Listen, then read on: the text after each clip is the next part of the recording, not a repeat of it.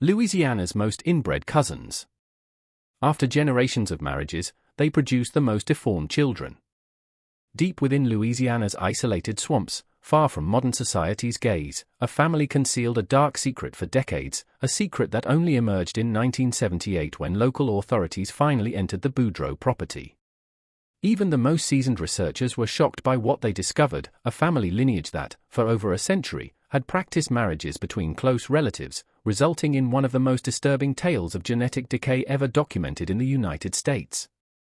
The Budro family had settled in the marshy region of Terrebonne Parish around 1850, when Jean-Baptiste Budro, a Cajun fisherman, constructed a rudimentary cabin on the banks of a remote bayou. For the next 3 generations, the family remained relatively connected to the small local community.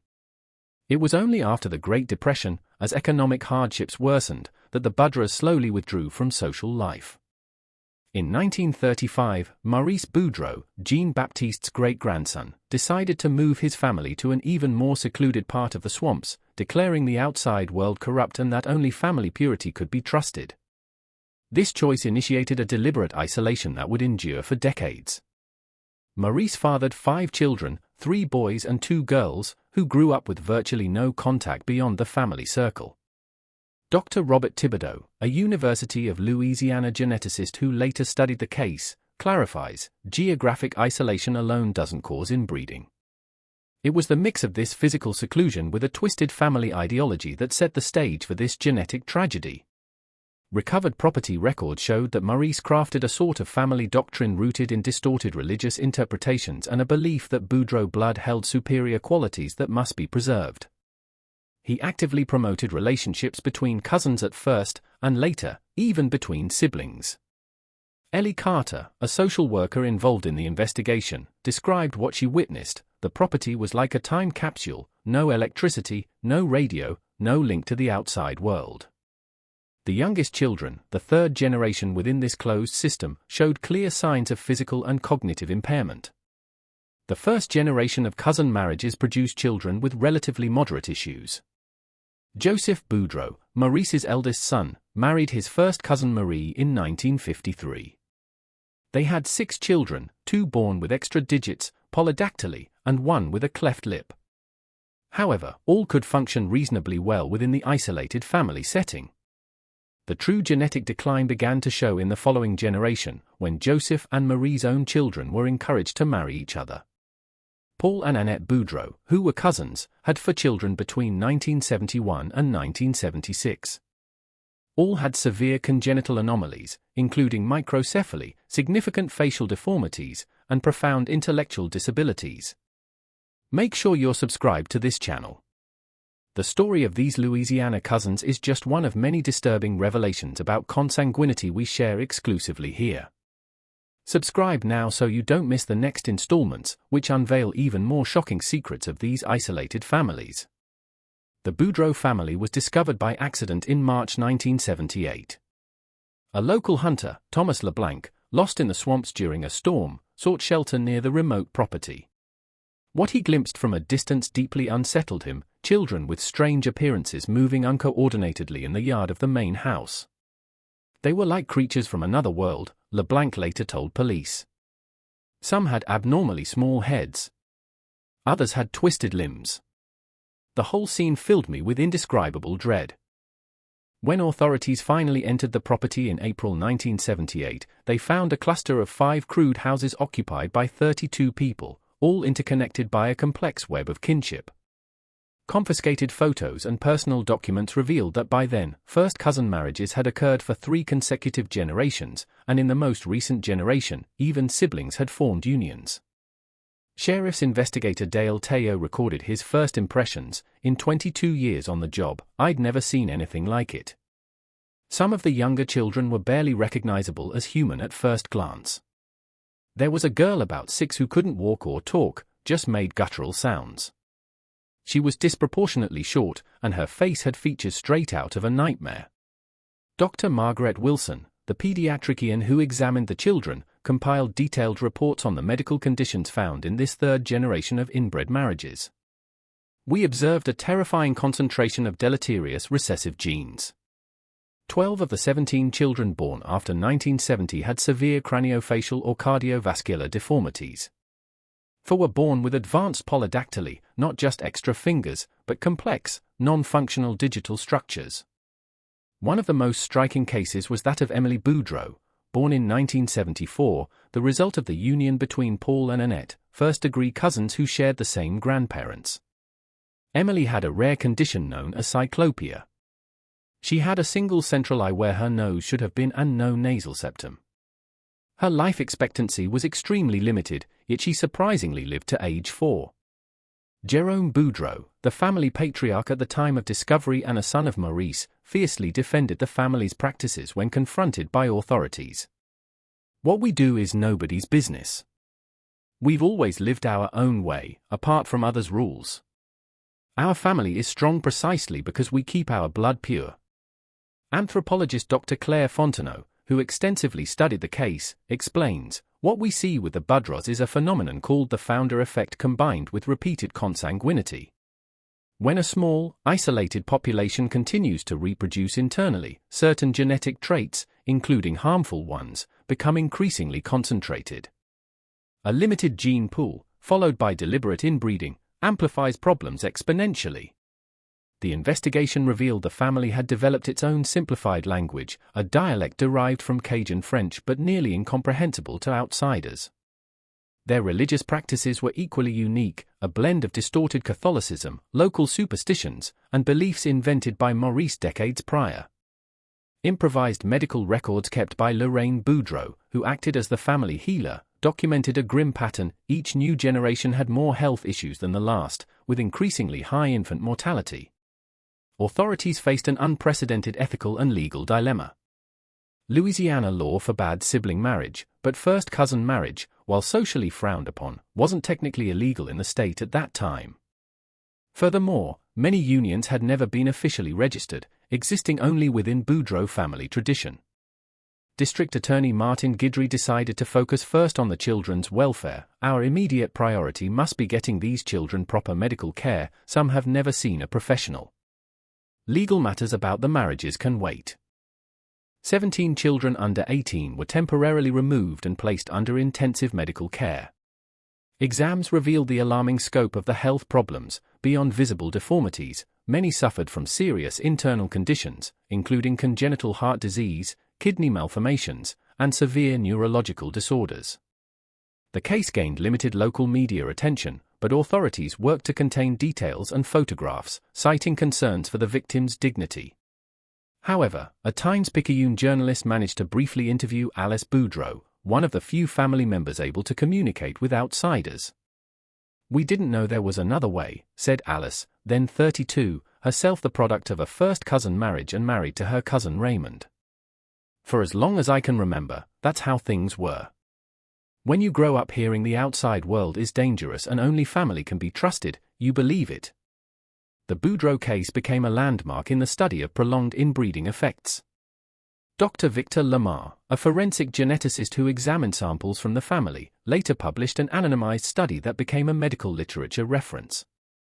"What we observed here is one of the most dramatic documented examples of harmful recessive gene homozygosity," Lamar wrote. After 4 generations of consanguineous marriage, the inbreeding coefficient reached levels that made the manifestation of rare genetic conditions virtually inevitable. When you consider the unimaginable suffering of these Budro children, confined to Louisiana's swamps for generations, what emotion rises in your heart? Leave in the comments. The pain of these children makes me reflect on humanity. Older children, capable of basic communication, shared disturbing aspects of family life with social workers. Martha Budro, then 14, explained how they were taught early that marrying outside the family was a betrayal and would contaminate the bloodline. "Uncle Jerome always said our blood was special, that we had to keep it pure. If any of us questioned it, he'd show pictures of town people and say they were all sick and weak." The most tragic discovery was a small, makeshift cemetery on the property. Hidden among cypress trees and partly submerged in the swamp, it held 23 crude graves, most of them babies and young children who hadn't survived due to extreme deformities. Many of these births had never been officially recorded. Dr. Patricia Montgomery, a psychologist assigned to evaluate the adult family members, found consistent patterns of compromised cognitive development, even in those without obvious physical deformities.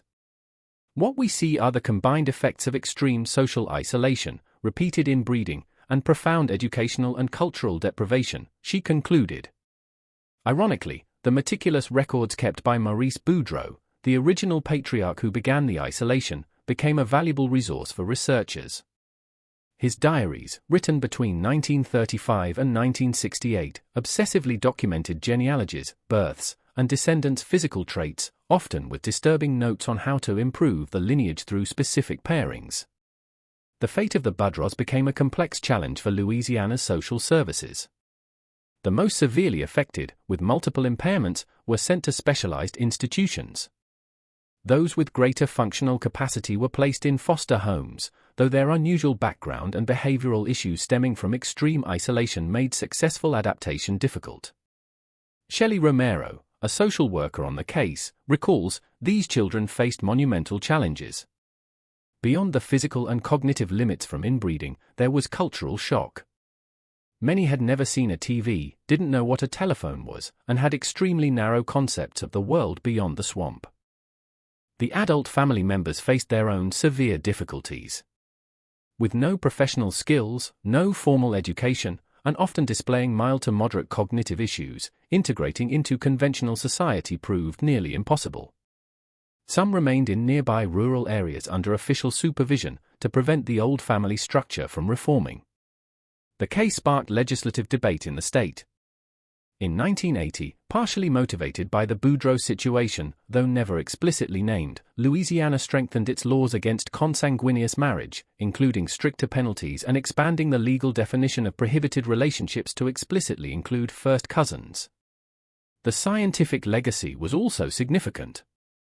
Genetic samples collected with judicial consent, as many lacked the legal capacity to consent, were used in pioneering research on rare genetic diseases. Chromosomal analysis revealed mutation patterns that helped identify genes linked to various conditions. Dr. Elena Bro, a geneticist who studied the samples, explains, though the circumstances are deeply tragic, the genetic data obtained allowed advances in understanding multiple rare conditions. We identified specific patterns of genetic expression that would be extraordinarily rare in the general population. Among the most studied cases was that of Daniel Budro, born in 1975, who had an extraordinary combination of phenylketonuria, PKU, Meckel syndrome, a rare ciliopathy, and an unusual form of albinism. The mathematical probability of these three recessive conditions appearing together in a general population individual is infinitesimally small. But generations of inbreeding had concentrated multiple deleterious genes. A particularly unsettling aspect revealed during the investigation was the gradual normalization of deformities within the family system. Jerome Budro, in his own records, had developed a classification system for the different types of children born into the family, assigning them roles based on their capabilities. It's clear that over generations, the family created its own social system that accommodated and categorized the increasing abnormalities, said anthropologist Dr. Endre Lechan. Children with certain deformities were designated for specific family tasks, creating a perverse hierarchy based on the type and severity of genetic impairment. Photographic evidence recovered from the property, now held in confidential files, documents the progressive genetic decay across generations. Comparing images from the 1950s to those from the 1970s, experts traced the visible escalation of anomalies as inbreeding intensified. Dr. Lamar explains, in the first generation of cousin marriage, photos show subtle facial asymmetries and occasional digital anomalies, extra or fused fingers. In the next generation, we see children with obvious craniofacial disproportion. In the third generation of inbreeding, the photos show individuals with such severe malformations they defy standard medical classification. A longitudinal study from 1980 to 1995 followed the development of the surviving children. The results confirmed that, even with intensive medical care and specialized education, the genetic damage was largely permanent and progressive. Of the 17 children originally removed, only 9 survived to 1995, most with significantly reduced life expectancy. The Budro case is often cited in academic discussions on ethics, genetics, and social responsibility. The central question remains, how could a family practice inbreeding for generations, causing visible and increasing human suffering, without outside intervention? Social worker Ellie Carter, who followed the case for decades, reflects, this wasn't just a genetic phenomenon, it was a societal failure. The surrounding community was aware, on some level, of this isolated family. There were rumors, stories, but a mix of excessive respect for privacy, local superstitions about swamp folk, and plain indifference let the situation continue for decades. In 1998, 20 years after the discovery, historian Dr. Michelle Thibodeau interviewed area residents, documenting pre-existing community knowledge about the Budros. Her findings were disturbing. Many locals admitted to hearing stories about that strange swamp family since childhood but dismissed it as regional folklore or chose to ignore the rumors. A local storekeeper who occasionally sold supplies to Jerome Budro confessed, "We knew something wasn't right." Jerome would come to town alone, maybe twice a year, and buy huge amounts of basics. He was withdrawn, spoke funny.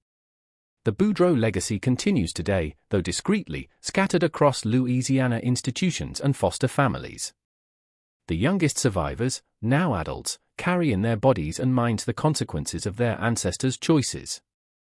Their ongoing medical issues stand as a reminder of the dangers of prolonged inbreeding and extreme isolation. Dr. Jason Landry, a geneticist who continued to study the case, notes, "What makes the Budro so significant is that we can trace genetic deterioration precisely across multiple documented human generations. Contemporary genetic analysis, using technology unavailable at the time of discovery, shows the founder effect in the Budro family was even more pronounced than initially thought."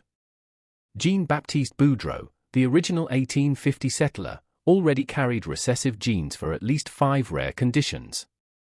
Repeated inbreeding dramatically amplified these traits, leading to the extraordinary concentration of anomalies seen in children born in the 1970s. In a cruel irony, the original Budro property was eventually absorbed by a nature reserve in 1990. Today, only partially submerged ruins of the original structures remain, slowly being reclaimed by the swamp. The small cemetery was documented but left untouched by official decision.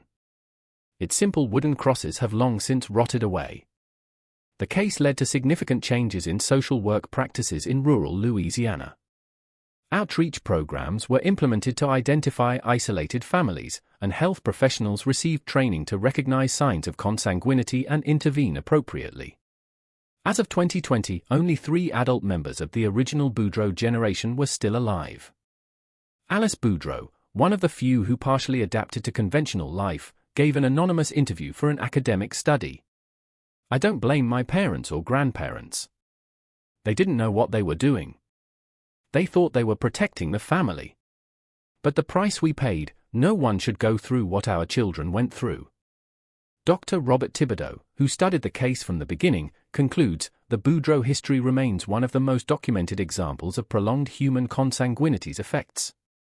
It's a tragedy that should never have happened, and it continues to teach vital lessons to geneticists, social workers, and lawmakers about balancing family autonomy with society's responsibility to prevent foreseeable harm." If you've watched this far, it's because this story resonates with you. Leave a comment saying, "I watched here, so I can recognize you and know who truly appreciates these channel stories." Be sure to like this video and share it with others interested in revealing tales about society's darkest secrets. Check if you're already subscribed to this channel, as we have many other shocking and educational stories about similar cases you won't find anywhere else. The Budro case is more than a scientific curiosity or a cautionary tale. It is a reminder of the human genome's fragility under extreme conditions and of our collective responsibility to protect the most vulnerable, even when they are hidden in the swamp's shadows, far from society's eyes.